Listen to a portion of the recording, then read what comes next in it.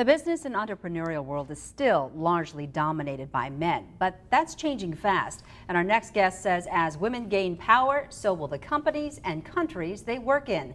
Maddie Dykewald is the author of Influence, How Women's Soaring Economic Power Will Transform Our World for the Better. Good to have you with us, Maddie. Thank you, Christy. It's great to be here. Well, you know, your book talks about this being a world that our great-grandmothers would probably never imagined would have happened or would recognize. That's exactly right. I mean, think about it for a minute. If you go back not that long ago, about a little more than a century ago, women couldn't own property, they were property.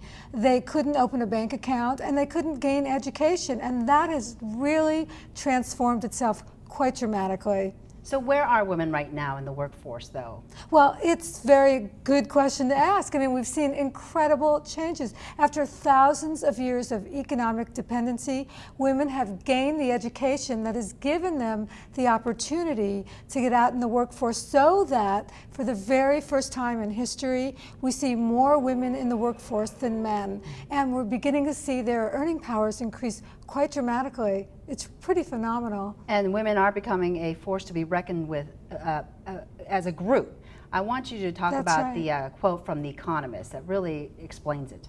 Yes, and let me just put this into a bit of a context. I mean, it's not just one or two women, it is a critical mass of women. And The Economist reported that in the past decade, the #1 biggest influence on our economy has been not the economy of India or China or even the growth of global technology, but it's been women in the workforce. That is pretty impressive. Now, in the book, you list the 3 stages of economic power. Explain those to us, and at what stage are women now? Okay, well, I believe it's sort of like a pyramid, and the bottom of the pyramid is what I call survival. And of course, there's more women in survival than any other of the different stages of economic power. That's when people just kind of have the basics.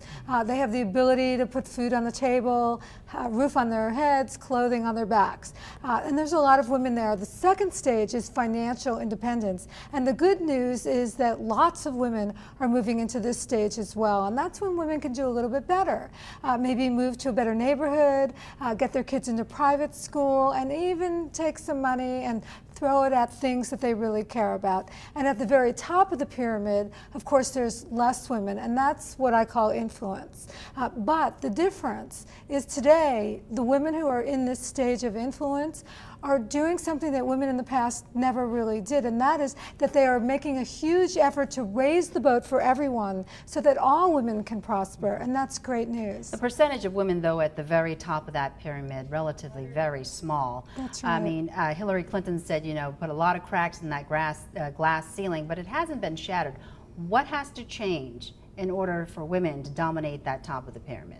Well, you said it well, but the women have done a great job of getting to this middle place of financial independence, but influence, only about 3% of all the CEOs in the Fortune 500 companies are women, and that's almost pathetic when you think about it, especially in light of the fact that when you put more women in positions of power, companies tend to thrive. In fact, there's been studies that prove that if you add women onto corporate boards, the companies actually have a better return on equity. Now, that's impressive. So maybe the companies need to recognize this in order to shatter that glass ceiling. Absolutely. Real quickly, running out of time, but you list the differences between men and women. Obviously, there are a lot of differences, but what about in the workforce? Well, in the workforce, there are some differences that have been noted, and I hate to overgeneralize, so I mean, I think as the genders move closer together, they will, in fact, be able to share a lot of the same qualities, but what we see happening is that women have better ability to collaborate,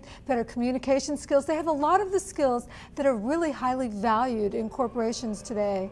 And this graphic is showing that women are more likely to put others' financial needs ahead of their own, and for women, money means security, whereas for men, the money means freedom. So different ways of thinking. That's One right. way is not necessarily better than the other. But unfortunately, we've run out of time. Maddie, thank you so much for joining us. Thank you, Christy. It's great talking to you again. The book is Influence, How Women's Soaring Economic Power Will Transform Our World for the Better.